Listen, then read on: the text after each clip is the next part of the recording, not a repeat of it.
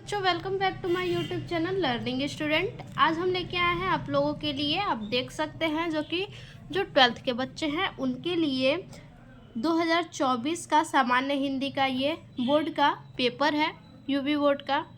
तो आज हम इसको सॉल्व करेंगे। आप ध्यान से इस पेपर को खुद भी सॉल्व कीजिएगा, कॉपी पे उतारते जाइएगा कैसे आपको एग्ज़ाम में लिखना है।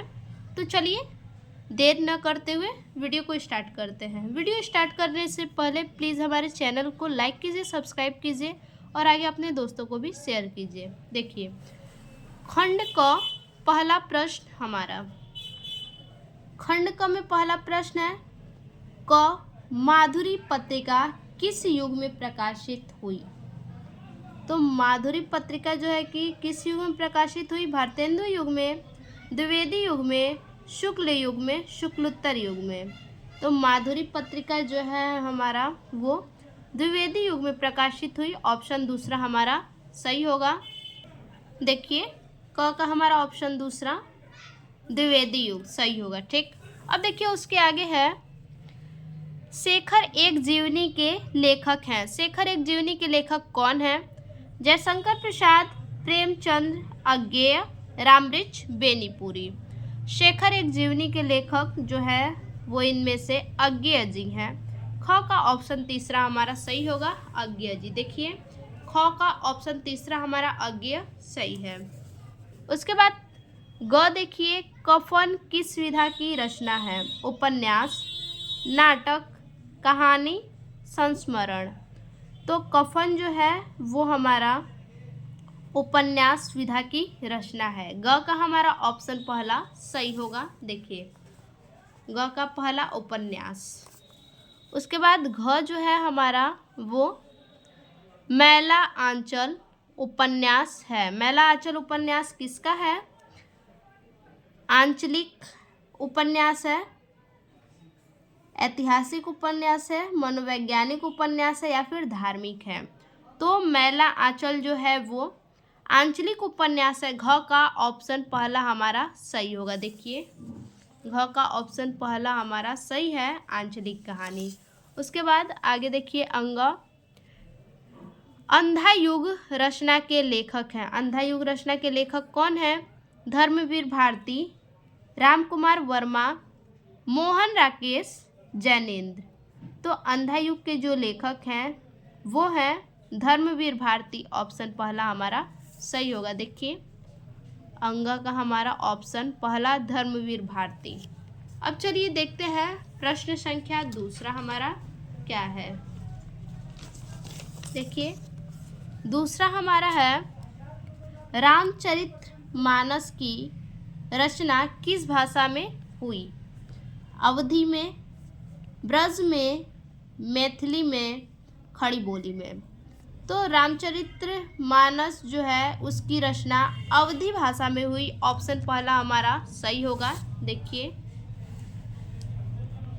रामचरितमानस की अवधी भाषा में इसे रचना किया गया। उसके बाद देखिए, दूसरा है, परमाल रासों की रचना काल है। परमाल रासों की रचना काल क्या है? आदिकाल, भक्तिकाल, रीतिकाल, आधुनिक काल।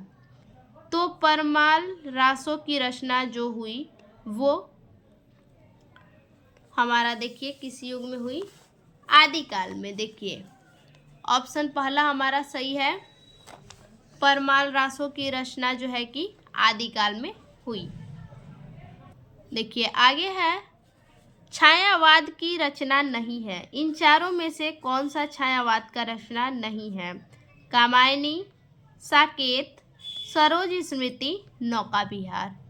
तो इन चारों में से जो है वो चौथा ऑप्शन हमारा सही है, नौका विहार छायावाद की रचना नहीं है। देखिए, नौका विहार छायावाद की रचना नहीं है, ऑप्शन चौथा हमारा सही है। उसके बाद सुमित्रा नंदन पंत ने नौका विहार कविता की रचना किस स्थान पर रहकर की? काला कांकर, रामगढ़, वाराणसी, इलाहाबाद।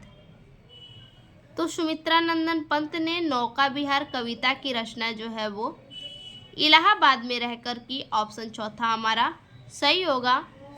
देखिए यहाँ पे ऑप्शन चौथा हमारा इलाहाबाद सही है।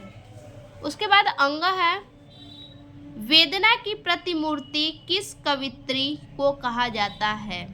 सुभद्रा कुमारी चौहान, महादेवी वर्मा, मैत्रेयी पुष्पा, लक्ष्मीबाई।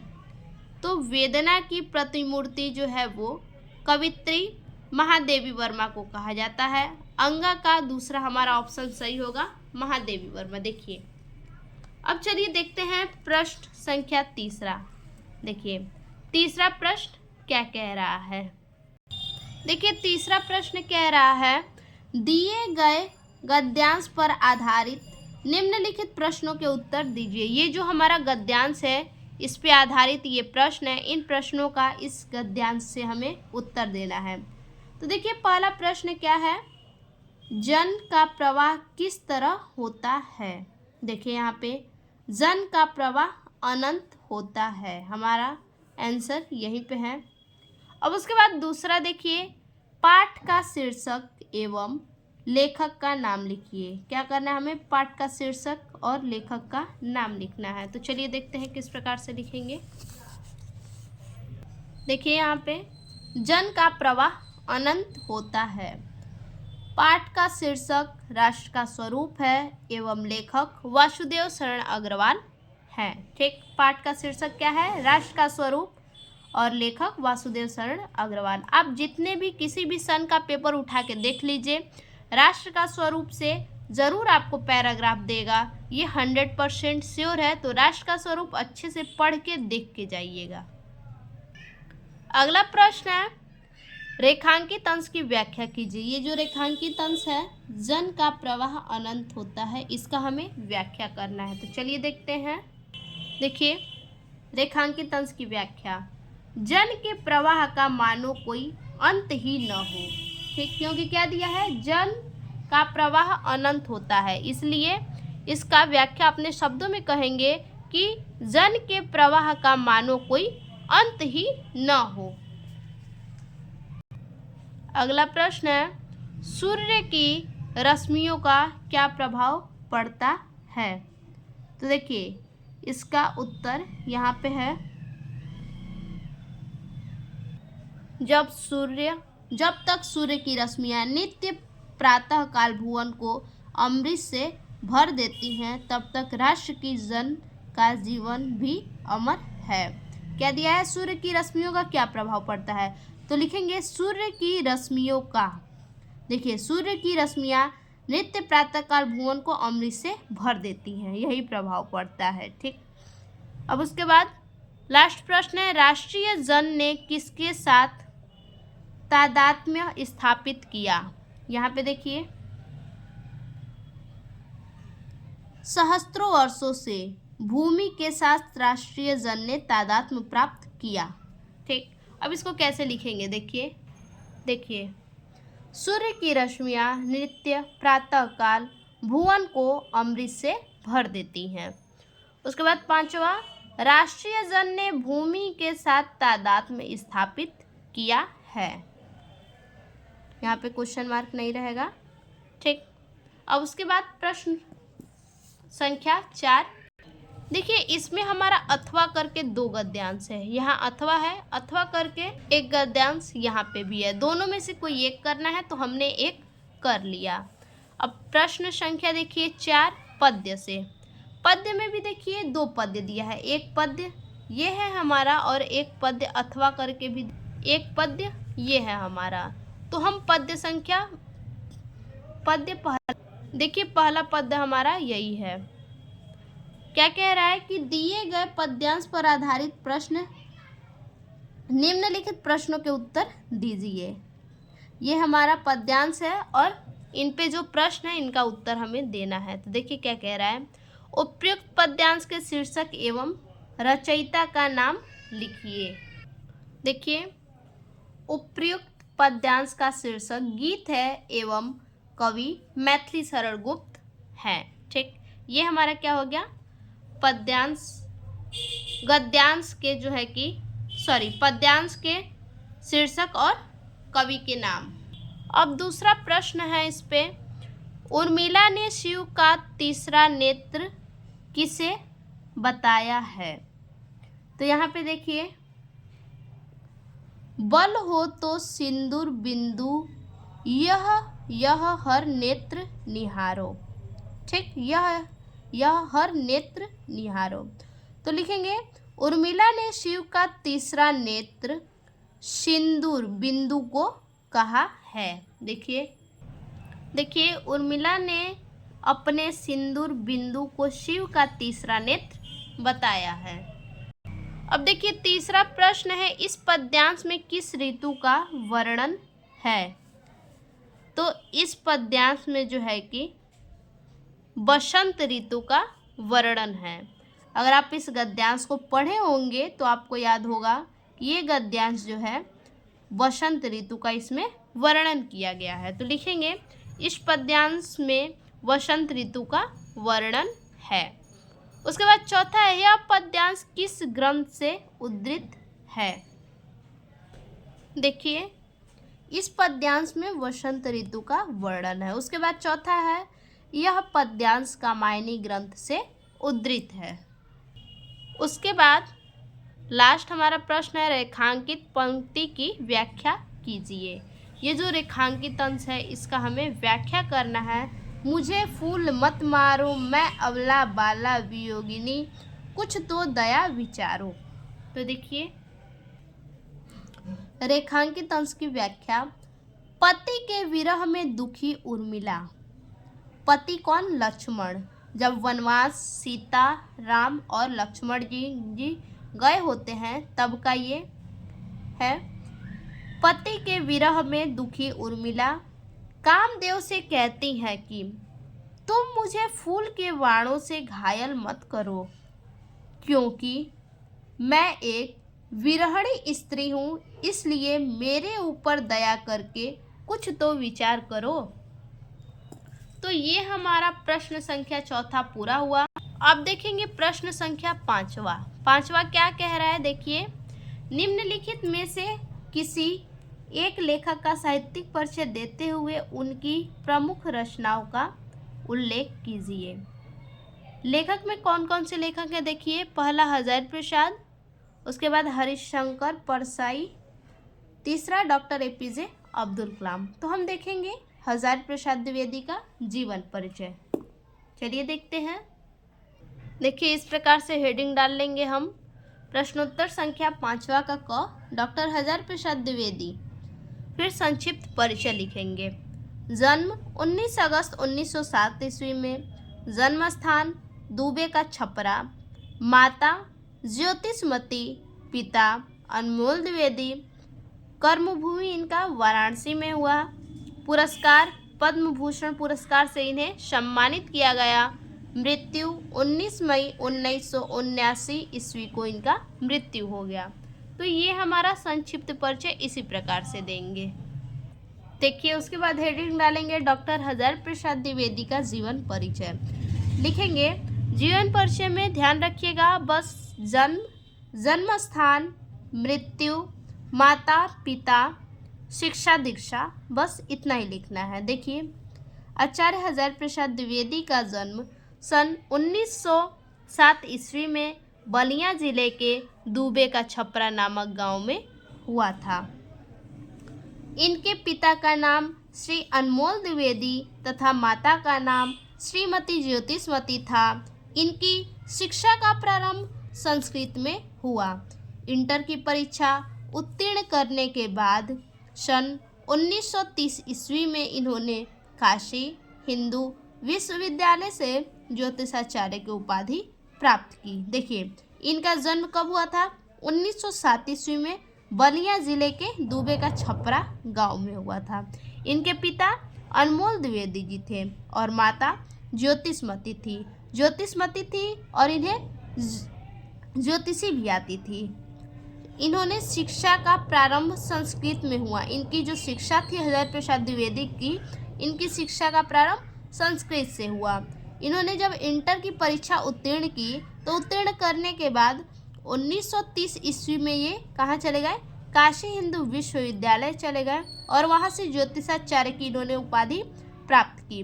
इनकी प्रतिभा का विशेष स्फुटन कवि गुरु रविन्द्रनाथ की विश्वविख्यात संस्था शांति निकेतन में हुआ।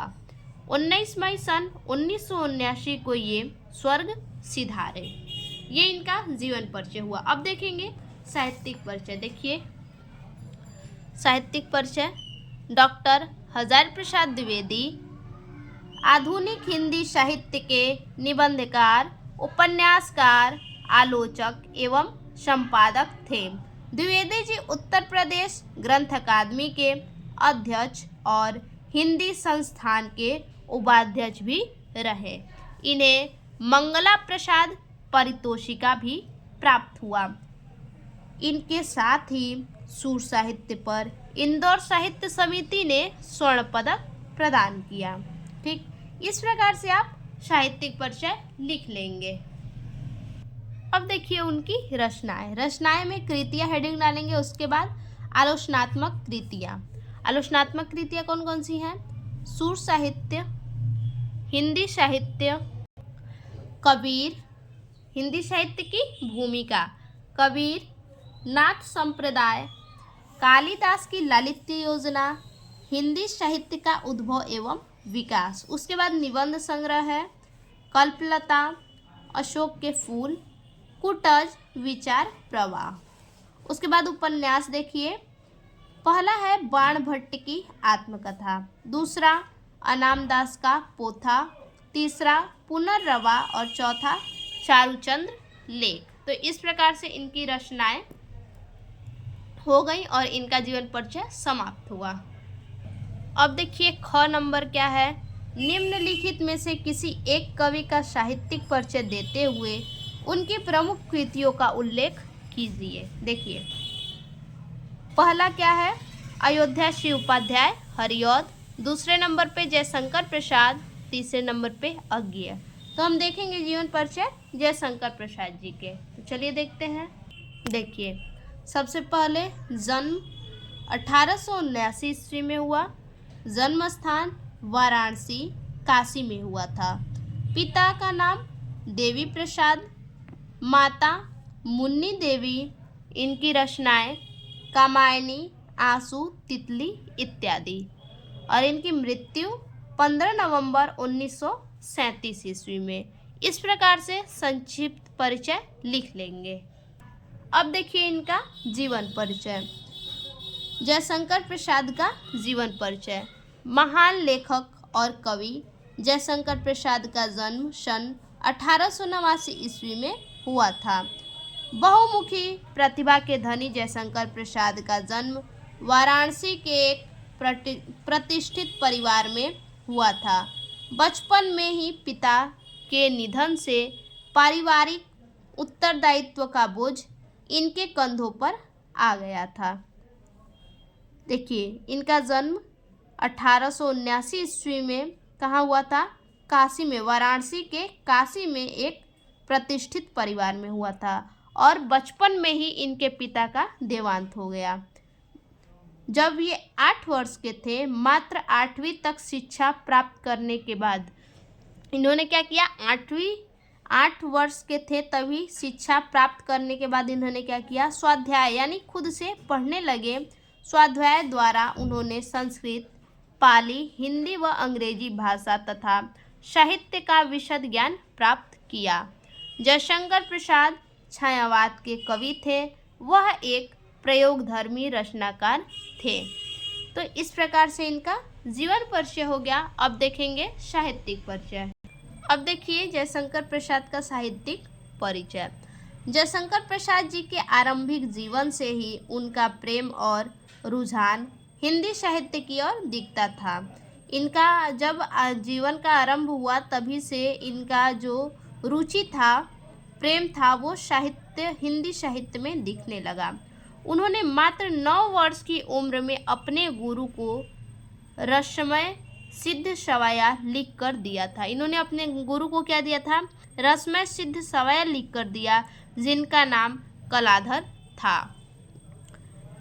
इनके गुरु का नाम क्या था? कलाधर था। पहले उनके बड़े भाई शंभूनाथ चाहते थे कि ये अपने पैतृक व्यवसाय को संभाले, लेकिन काव्य रचना की तरफ उनकी प्रेम देखते हुए उन्होंने जयशंकर प्रसाद जी को पूरी छूट दे दी।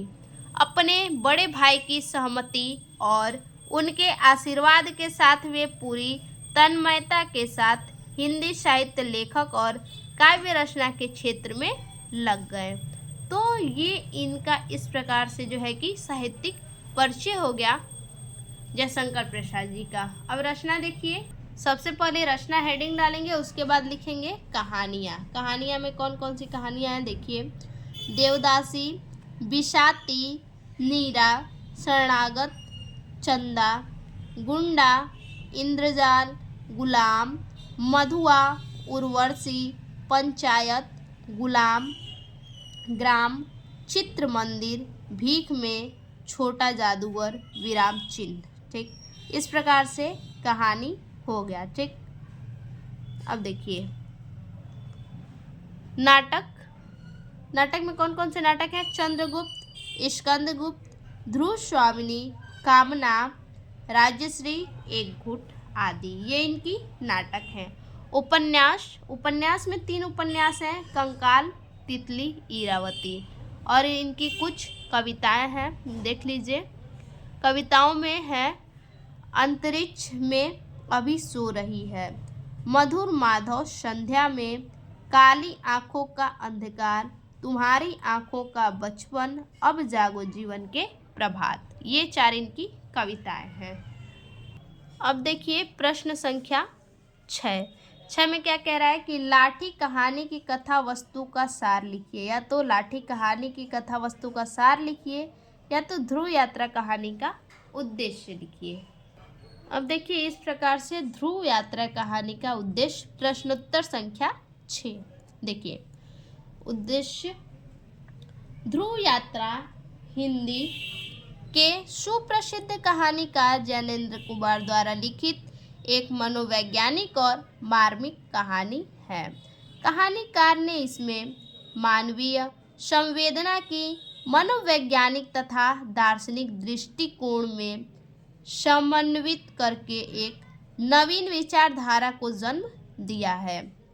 प्रस्तुत कहानी में जैनेन्द्र जी ने बताया है कि प्रेम एक पवित्र बंधन है और विवाह एक सामाजिक बंधन है। देखिए इस कहानी में जैनेन्द्र कुमार ने क्या बताया है कि प्रेम क्या है, एक पवित्र बंधन है और विवाह सामाजिक बंधन है। प्रेम पवित्र बंधन हो गया और विवाह सामाजिक, समाज के द्वारा सामाजिक बंधन। प्रेम की भावना व्यक्ति को लक्ष्य तक पहुंचाने में सहायता करती है। प्रेम की भावना क्या करती है, व्यक्ति को लक्ष्य तक पहुंचाने में सहायता करती है और प्रेम में पवित्रता होती है और विवाह में स्वार्थ। विवाह में क्या होता है, स्वार्थ होता है, स्वार्थ से केवल विवाह किया जाता है। प्रेम की पवित्रता को आदर्शवाद की कसौटी पर कसना ही कहानी का प्रतिपाद्य रहा है। क्या है कि प्रेम की कहानी को ही, प्रेम की पवित्रता को आदर्शवाद, आदर्श की दृष्टि से आदर्शवाद की कसौटी पर कसना ही कहानी का प्रतिपाद्य रहा है। अपने प्रतिपाद्य को प्रकट करने में कहानीकार को पूर्ण सफलता मिली है। कहानीकार के अनुसार व्यक्तित्व की अपेक्षा सार्वभौमिक और अलौकिक उपलब्धि अधिक श्रेष्ठ है, अतः प्रेम को ही सर्वोच्च दर्शाना इस कहानी का मुख्य उद्देश्य है, जिसमें कहानी कार्य को पूर्ण सफलता मिली है। तो यही है हमारा ध्रुव यात्रा कहानी का उद्देश्य। इसमें हमें मेन मुद्दा ये बताया गया है कि प्रेम क्या है, पवित्रता है, और विवाह क्या है, विवाह एक स्वार्थ है। इसी कहानी को जैनेन्द्र कुमार ने बताया है। अब देखिए प्रश्नोत्तर संख्या 7। इसमें क्या है, स्वपठित खंड काव्य के आधार पर किसी एक खंड के एक प्रश्न का उत्तर दें। ये क्या जिला वाइज करके आता है, तो हम जिला वाइज देखेंगे। त्यागपति खंड काव्य के आधार पर हर्षवर्धन का चरित्र चित्रण। तो चलिए देखते हैं। देखिए प्रश्नोत्तर संख्या 7, हर्षवर्धन का चरित्र चित्रण। श्रेष्ठ शासक। किस प्रकार से हर्षवर्धन श्रेष्ठ शासक कहलाए? महाराज हर्षवर्धन एक श्रेष्ठ शासक हैं। उनके राज्य में प्रजा को किसी भी प्रकार की कोई समस्या का सामना नहीं करना पड़ता था। महाराज हर्षवर्धन ने अपना संपूर्ण जीवन प्रजा के हितार्थ समर्पित कर दिया। देखिए, हर्षवर्धन जो थे ये क्या थे? एक श्रेष्ठ शासक थे और उनकी प्रजा को किसी प्रकार का दिक्कत नहीं होता था। वो अपनी प्रजा को किसी प्रकार की समस्या का सामना नहीं करने देते थे। और तो और अपना संपूर्ण जीवन ये जो है कि अपनी प्रजा के हित में समर्पित कर दिए, प्रजा के लिए ही समर्पित कर दिए। इस प्रकार से ये श्रेष्ठ शासक कहलाए। अब देखिए पराक्रमी योद्धा। किस प्रकार से ये जो है कि पराक्रमी योद्धा कहलाए? महाराज हर्षवर्धन एक पराक्रमी योद्धा थे। कोई भी राजा उन्हें परास्त नहीं कर सकता था। हर्षवर्धन क्या थे? बहुत ही पराक्रमी वीरवान योद्धा थे। उन्हें कोई राजा परास्त नहीं कर सकता था। कोई भी दुश्मन उनके तेज के आगे, कोई भी दुश्मन क्या था? उनके आगे नहीं ठहर सकता था। इस प्रकार से वो पराक्रमी योद्धा कहलाए। उसके बाद है आदर्श पुत्र एवं मातृ प्रेमी। किस प्रकार से ये आदर्श पुत्र कहलाए और मातृ प्रेमी कहलाए? हर्षवर्धन अपने माता पिता, भाई और बहन से अत्यंत प्रेम करते थे। वह अपने माता पिता की प्रत्येक आज्ञा का पालन करते थे। वह हमेशा अपने माता पिता, भाई बहन का सम्मान करते थे। ठीक, इस प्रकार से क्या है? हर्षवर्धन जो थे अपने माता पिता और भाई बहन से अत्यंत अगाध प्रेम करते थे और अपने माता पिता की आज्ञा का पालन करते थे और अपने माता पिता, भाई बहन का सम्मान भी करते थे। इस प्रकार से जो है कि ये आदर्श पुत्र और मातृ प्रेमी कहलाए। उसके बाद आगे देश प्रेमी। अब देखिए किस प्रकार से ये देश प्रेमी कहलाए। हर्षवर्धन, महाराज हर्षवर्धन में देश प्रेम की भावना कूट कूट कर भरी है। हर्षवर्धन में क्या है? देश के प्रति जो प्रेम है उसकी भावना कूट कूट कर भरी है। वो अपने देश की एकता एवं संस्कृति की रक्षा करने में कभी भी कोई युद्ध लड़ सकते थे। राज्य के साथ साथ देश की भी सेवा करते थे। ये क्या करते थे कि वो अपने संस्कृति, एकता की रक्षा के लिए कुछ भी कर सकते थे, कोई भी युद्ध लड़ सकते थे और राज्य के साथ में देश की भी वो रक्षा करते थे, सेवा करते थे। अब उसके बाद हमारा जो लास्ट हेडिंग है वो है धर्म परायण। किस प्रकार से ये धर्म परायण थे? हर्षवर्धन एक धर्म परायण पुरुष थे। वो अपने राज्य में कोई भी कार्य धर्म के विरुद्ध नहीं करते थे। हर्षवर्धन क्या थे? धर्म परायण थे। धर्म के प्रति उनका क्या था? धर्म के वो केवल विरुद्ध थे। वो धर्म के प्रति ही कार्य करते थे। वो धर्म को अपना जन्मजात मानते थे। तो इस प्रकार से त्यागपति जो कहानी है, खंड काव्य है, उसका हमने चरित्र चित्रण कर दिया। अब देखिए प्रश्न संख्या 8 खंड ख। अब हम देखेंगे खंड ख। तो चलिए देखते हैं। देखिए क्या करना है? दिए गए संस्कृत गद्यांशों में से किसी एक का ससंदर्भ हिंदी में अनुवाद कीजिए। हमें क्या करना है? हिंदी में इसका अनुवाद करना है संदर्भ के साथ। ठीक, तो संदर्भ इसका लिखेंगे और उसके बाद इसका अनुवाद भी लिखेंगे। तो चलिए संदर्भ देखते हैं। देखिए खंड ख प्रश्नोत्तर संख्या 8 क। संदर्भ क्या है? प्रस्तुत गद्यांश हमारी पाठ्य पुस्तक संस्कृत दिग्दर्शिका के संस्कृत भाषायाम महत्वम नामक पाठ से अवतरित है। ठीक, ये हमारा संदर्भ हो गया। अब देखिए इसका अर्थ।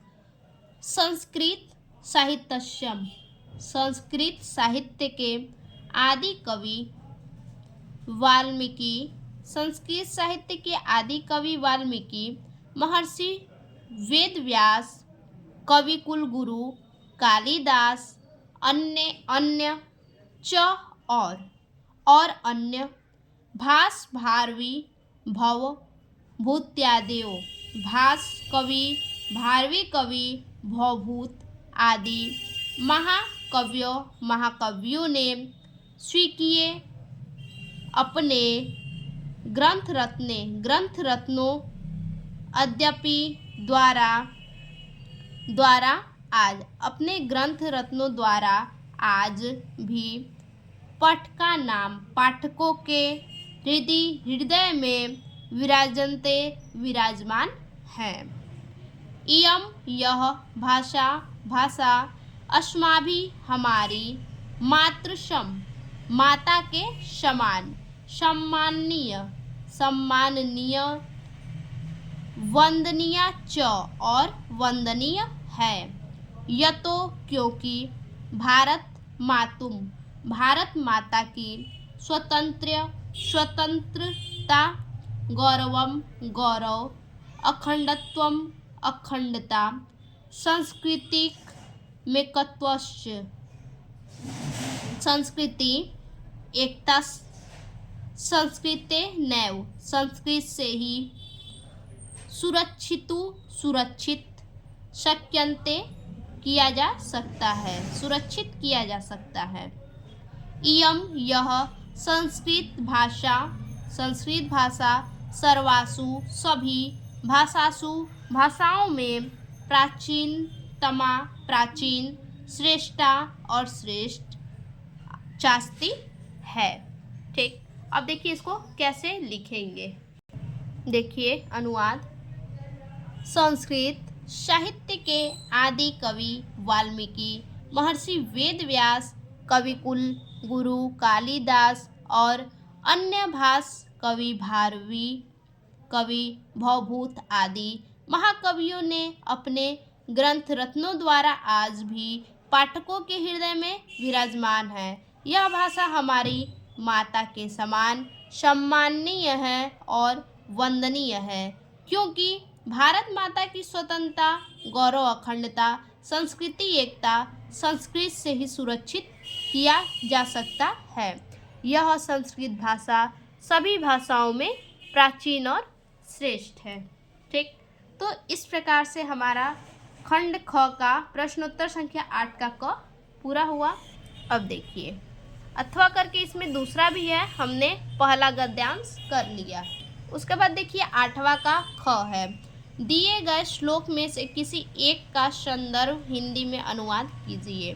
तो हम इसका क्या करेंगे, संदर्भ के साथ हिंदी में अनुवाद करेंगे। ठीक, तो ये किससे लिया गया है अभी हम संदर्भ में लिखेंगे। अनुवाद देखिए। जल बिंदु निपातेन क्रमशः पूर्यते घटम स हेतु सर्व विद्यानां धर्मस्य च धनस्य च। देखिए जल बिंदु क्रमशः जिस प्रकार पानी की एक एक बूंद जिस प्रकार पानी की एक एक बूंद निपातेन जिस प्रकार क्रमशः पानी की एक एक बूंद घड़े में पूर्यते भर जाता है। जिस प्रकार पानी की एक एक बूंद से क्या होता है, घड़ा भर जाता है, ठीक उसी प्रकार उसी प्रकार सर्व विद्याना सभी विद्याओं धर्मस्य धर्म च और धनस्य च और धन के साथ भी होता है। देखिए जिस प्रकार पानी की एक एक बूंद से घड़ा भर जाता है, जिस प्रकार क्रमशः करके जल की एक एक बूंद से घड़ा भर जाता है, ठीक उसी तरह से सभी विद्याओं धर्मों और धन के साथ भी होता है। देखिए यहाँ पे संदर्भ। प्रस्तुत श्लोक हमारी पाठ्य पुस्तक संस्कृत दिग्दर्शिका के सुभाषित रत्नानी नामक पाठ से उद्धृत है। ठीक, अब अनुवाद। जिस प्रकार पानी की एक एक बूंद से घड़ा भर जाता है, ठीक उसी तरह विद्याओं धर्म और धन के साथ भी होता है। अब हम देखेंगे प्रश्नोत्तर संख्या 9। देखिए 9 नंबर प्रश्न क्या कह रहा है। निम्नलिखित लोकोक्तियों एवं मुहावरों में से किसी एक का अर्थ लिखकर वाक्य में प्रयोग कीजिए। मुंह फुलाना, हाथ पीले करना, दाल में काला होना, सावन हरे न भादो सूखे। तो हम देखेंगे हाथ पीले करना। देखिए यहाँ पे प्रश्नोत्तर संख्या 9, मुहावरा हाथ पीले करना, अर्थ होगा विवाह होना। वाक्य प्रयोग, माता पिता ने अपनी बेटी का हाथ पीले करने का निश्चय किया। अब देखिए प्रश्नोत्तर संख्या 10, अपठित गद्यांश से संबंधित दिए गए प्रश्नों के उत्तर लिखिए। अपठित गद्यांश से देखिए, इच्छाएं नाना है और नाना विधि है और वे उसे प्रवृत्ति रखती हैं। उस प्रवृत्ति से वह रह रहकर थक जाता है और निवृत्त चाहता है। यह प्रवृत्ति और निवृत्ति का चक्र उसको द्वंद्व से थका मारता है। इस संसार को अभी राग भाव से वह चाहता है कि अगले क्षण उतने ही भाव विराग से वह उसका विनाश चाहता है, पर राग द्वेष की वासनाओं से अंत में झुंझलाहट और झटपटाहट ही हाथ लगती है। ठीक, अब देखिए प्रश्न क्या है, प्रवृत्ति के चक्र में फंसा मनुष्य क्यों रुक जाता है। तो देखिए प्रश्नोत्तर संख्या 10, प्रवृत्ति निवृत्ति के चक्र में फंसा मनुष्य इसलिए रुक जाता है क्योंकि वह रह रहकर थक जाता है। क्या होता है, रह रहकर थक जाता है और निवृत्ति चाहता है। यह चक्र उसको द्वंद्व से थका मारता है। अब देखिए दूसरा प्रश्न है, प्रेम और ईर्ष्या की वासनाओं में पड़कर मनुष्य की स्थिति कैसी हो जाती है। देखिए, प्रेम और ईर्ष्या की वासनाओं में पड़कर मनुष्य की स्थिति यह हो जाती है कि वह एक क्षण में किसी चीज को प्रेम से चाहता है और अगले क्षण में उसी चीज का विनाश चाहता है। इससे उसकी स्थिति झुंझलाहट और झटपटाहट की हो जाती है। अब देखिए तीसरा प्रश्न है, रेखांकित अंश का आशय लिखिए। ये जो रेखांकित अंश है, इच्छाएं नाना है और नाना विधि है और वे उसे प्रवृत्ति रखती हैं। उसे प्रवृत्ति से वह रह रहकर थक जाता है और निवृत्त चाहता है।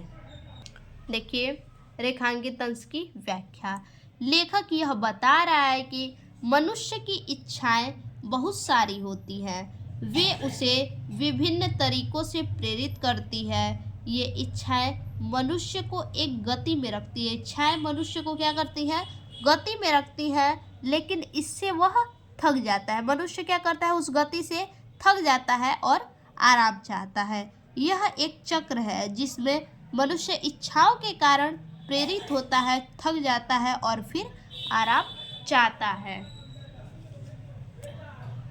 प्रश्नोत्तर संख्या 10 हमारा पूरा हुआ। अब देखिए 11, प्रश्नोत्तर संख्या 11 क्या है, निम्नलिखित शब्द युग्मों का सही चयन करके लिखिए।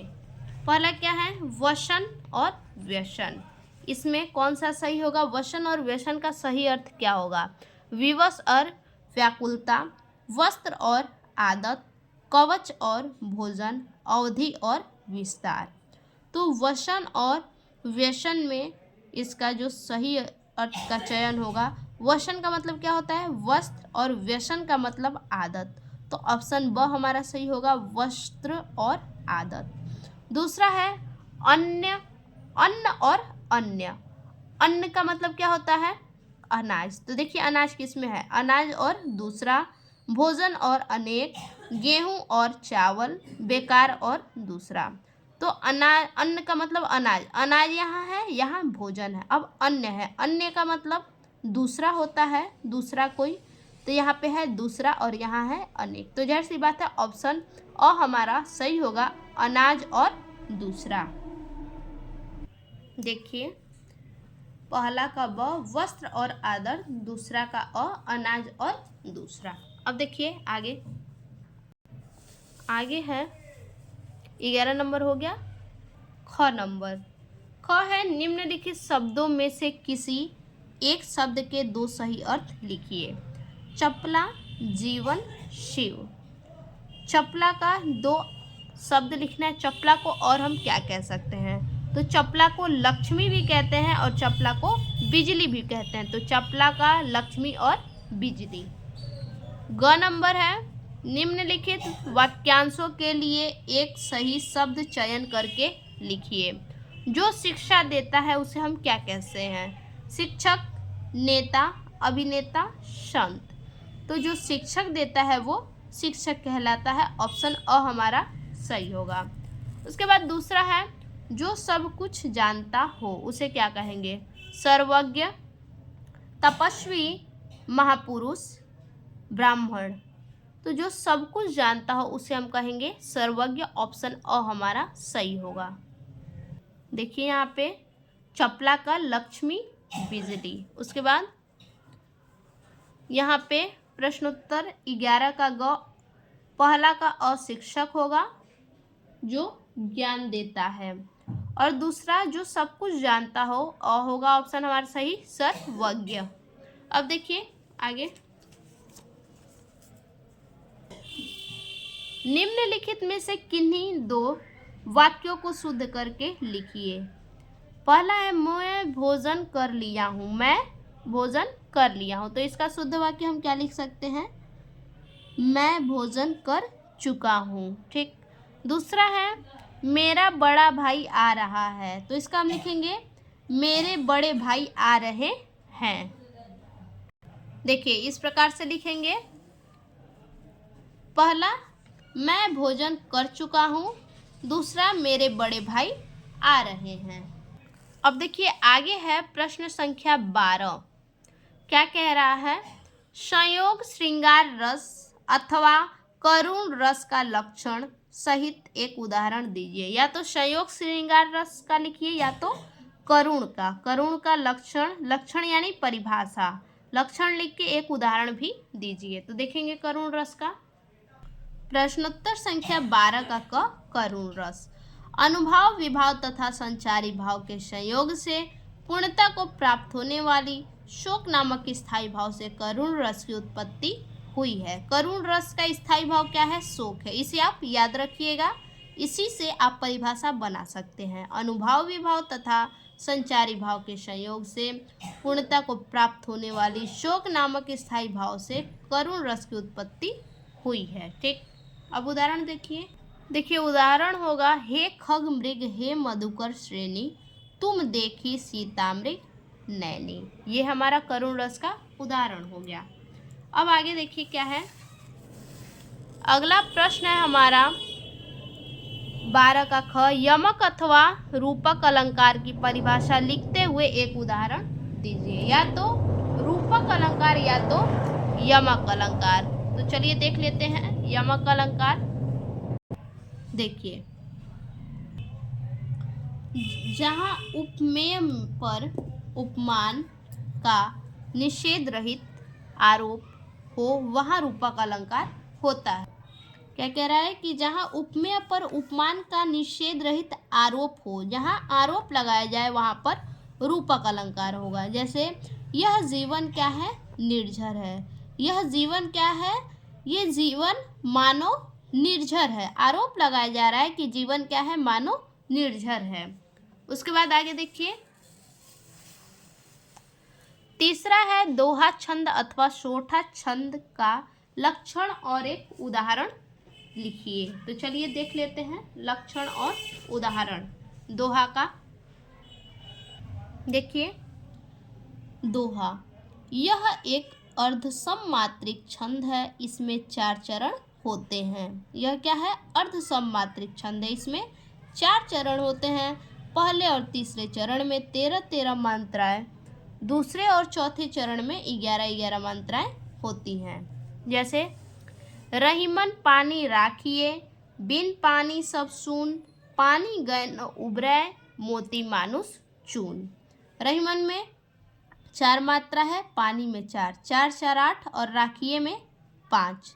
तो यहाँ पे 13 है। देखिए दूसरे लाइन में भी हमारा 11 मात्रा है, 2 4 6 6 2 8 8 3 11। यहाँ पे तीसरे लाइन में 4 3 7 8 8 5 13, 13 मात्रा, 2 4 4 और 4 8, 8 2 10 1 11, 11 मात्रा, यानी पहले और तीसरे में 13 13 मात्रा है, दूसरे और चौथे में 11 11 मात्रा है। अब देखिए प्रश्न संख्या 12 क्या कह रहा है, अपने गांव अथवा शहर में सफाई हेतु उचित अधिकारी को पत्र लिखिए। किसके लिए? सफाई के लिए पत्र लिखना है। अथवा विद्यालय में अनुशासन व्यवस्था बनाए रखने हेतु प्रधानाचार्य को पत्र। तो हम देखेंगे सफाई के लिए उचित अधिकारी को पत्र। सबसे पहले लिखेंगे सेवा में श्रीमान नगर निगम अधिकारी गाजीपुर लाल दरवाजा, विषय मोहल्ले की सफाई के संबंध में महोदय, इतना लिख लेंगे। उसके बाद लिखेंगे महोदय, सविनय निवेदन है कि मैं सृष्टि कुमारी गाजीपुर लाल दरवाजा की निवासी हूँ। मेरे मोहल्ले में पिछले 4 दिनों से आपके कर्मचारी सफाई के लिए नहीं आ रहे हैं। क्या है? 4 दिनों से जो है कि सफाई के कर्मचारी नहीं आ रहे हैं, जिसके कारण मोहल्ले के हर स्थान पर काफ़ी गंदगी फैली है, जिससे संक्रमण बीमारी हो रही है। उसके बाद अतः श्रीमान अधिकारी महोदय से आग्रह एवं निवेदन है कि इस समस्या को जल्द से जल्द दूर करने की कृपा करें। इतना लिखने के बाद अंत में यहाँ दिनांक लिखेंगे, यहाँ पे प्रार्थी नाम लिखेंगे और अपना पता लिखेंगे। तो ये हमारा पत्र इस प्रकार से पूरा हुआ। अब चलिए अगला प्रश्न। अब देखिए अगला और आखिरी प्रश्न हमारा है, निम्नलिखित विषयों में से किसी एक विषय पर अपनी भाषा शैली में सारगर्भिता निबंध लिखिए। किस पे निबंध लिखना है? पहला, पर्यावरण का संतुलन और मानव जीवन पर प्रभाव, बेरोजगारी की समस्या और समाधान, नई शिक्षा नीति, नई शिक्षण व्यवस्था के कंप्यूटर की उपयोगिता। या तो नई शिक्षा व्यवस्था के कंप्यूटर की उपयोगिता, या तो आपका आ सकता है कि विद्यालय में कंप्यूटर शिक्षा की उपयोगिता, यानी उसकी क्या उपयोगिता है वही हमें बताना है। साहित्य समाज का पथ प्रदर्शक है, महिला सशक्तिकरण का समाज के विकास पर प्रभाव, वर्तमान भारतीय राजनीति की दिशा और दशा। ठीक, तो इन 6 में से हम जो है कि निबंध लिखेंगे नई शिक्षण व्यवस्था में कंप्यूटर की उपयोगिता या फिर विद्यालय में कंप्यूटर की उपयोगिता। देखिए इस प्रकार से हेडिंग डालेंगे। अभी हमने आपको बताया विद्यालय में कंप्यूटर शिक्षा की उपयोगिता, बात वही है, उपयोगिता ही बताना है कंप्यूटर का। सबसे पहले कंप्यूटर क्या है? वास्तव में कंप्यूटर ऐसे यांत्रिकी मस्तिष्क का रूपात्मक और समन्वयात्मक योग तथा गुणात्मक घनत्व है, जो तीव्रतम गति से शून्यतम समय में त्रुटिहीन गणना कर सके। कंप्यूटर सर्वाधिक तीव्र, शुद्ध एवं सबसे उपयोगी गणना करने वाला यंत्र है। चार्ल्स बेबेज नामक व्यक्ति ने 19वीं शताब्दी के आरंभ में पहला कंप्यूटर बनाया। पहला कंप्यूटर किसने बनाया? चार्ल्स बेबेज ने। वो भी कब? 19वीं शताब्दी के आरंभ में पहला कंप्यूटर बनाया। धीरे धीरे विकसित होकर आज कंप्यूटर स्वयं गणनाएं करके जटिल से जटिल समस्याओं को मिनटों में हल कर देता है। जो कंप्यूटर है वो क्या करता है कि खुद ब खुद मुश्किल से मुश्किल काम को क्या करता है? तुरंत हल कर देता है, आसान कर देता है। इससे मिलने वाले निर्देश और सूचनाओं को कंप्यूटर का प्रोग्राम कहा जाता है। जो कंप्यूटर से हमें जो सूचना मिलती है, प्रोग्राम मिलता है, जो सूचना मिलती है, निर्देश मिलता है, उसे हम प्रोग्राम कहते हैं। अब देखिए आगे है कंप्यूटर का प्रयोग। देखिए कंप्यूटर आज मानव मस्तिष्क पर पूरी तरह छा गया है।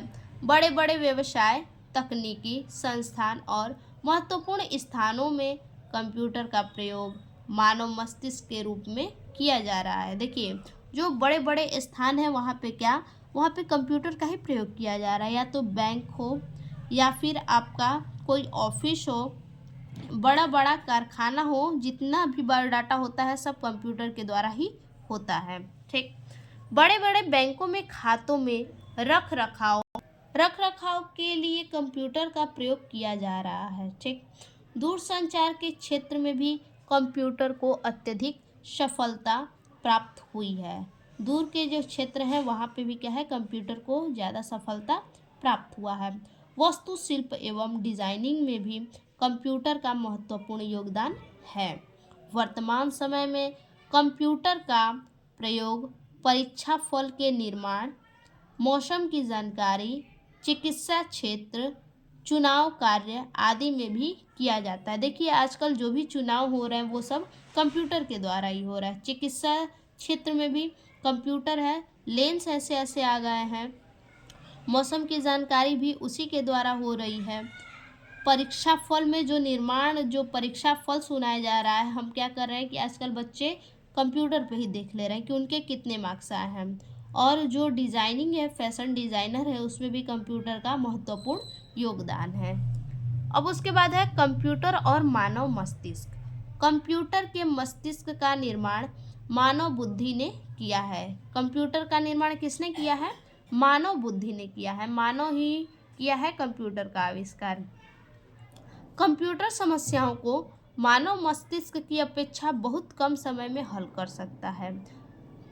जितने समय में मनुष्य किसी सवाल को हल करेगा, उससे कई गुना तेजी से बहुत कम समय में कंप्यूटर के उन समस्याओं का हल करके हमें दे देगा।